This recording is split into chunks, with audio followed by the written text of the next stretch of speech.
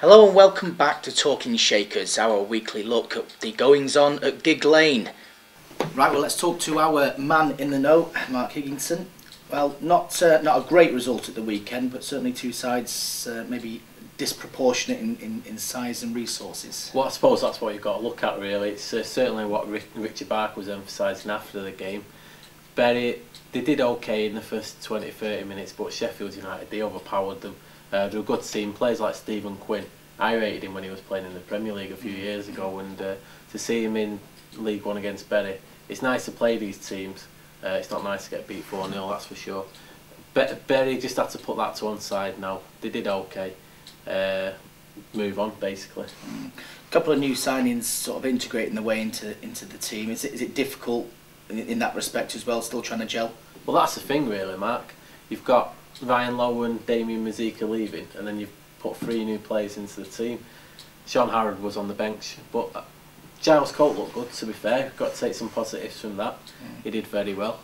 He looked the goal threat on Saturday. He looked like he's got goals in him, so hopefully we'll see more of that. Sean Harrod come on in the second half, did okay. And the new lad in midfield worked hard, Shane Byrne from Leicester.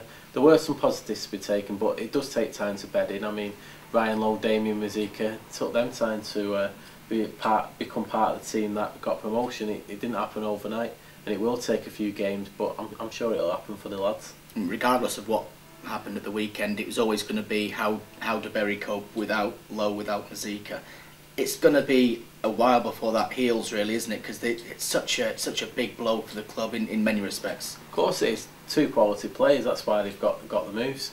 But Bury can cope. They've signed 3 new players who look like they've got the quality to step in and step into the breach. I'm sure they'll be fine. Richie Barker's a bright spark. He knows what he's doing. The squad itself has still got that spirit that got them promotion. They just need to galvanise themselves again and move on. You touched upon it before about the resources, but Richie Barker came up with some interesting comments after the game. Maybe letting the situation get to him a little bit as well.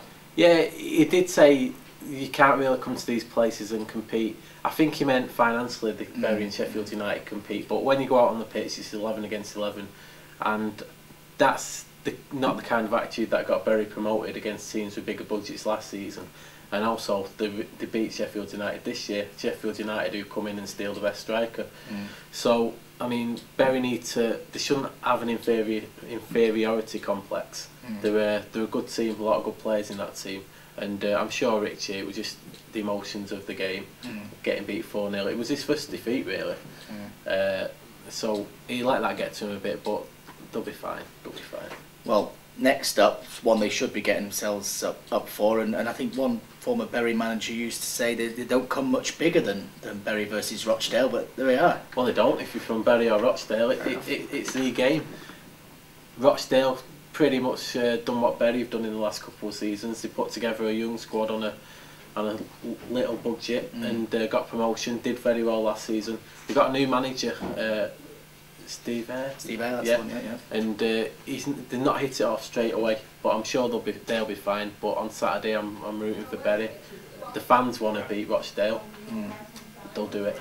That's what Effie Soggy says anyway. That's fair enough. I mean, you can't underestimate how much it does mean to the fans as well. I mean, there's always a massive atmosphere in these games. Brilliant atmosphere. It might only be 7,000 on, but it's as good as atmosphere as you'll taste at Gigg Lane. The fans really get up for it. I mean, because the towns are so close to each other, Bury Rochdale, I think they're 7 miles apart. Everyone knows a Rochdale fan either lives next door to one, drinks with one, works with one.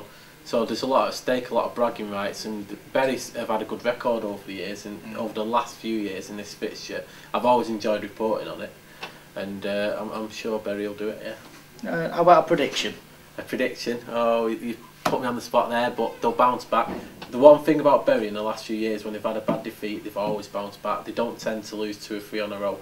So I think they'll win. I'm going for 2-0. Excellent. And that just about wraps it up for this week's Talking Shakers. Join us again next week when we'll see whether Mark Higginson's prediction of a derby victory is correct.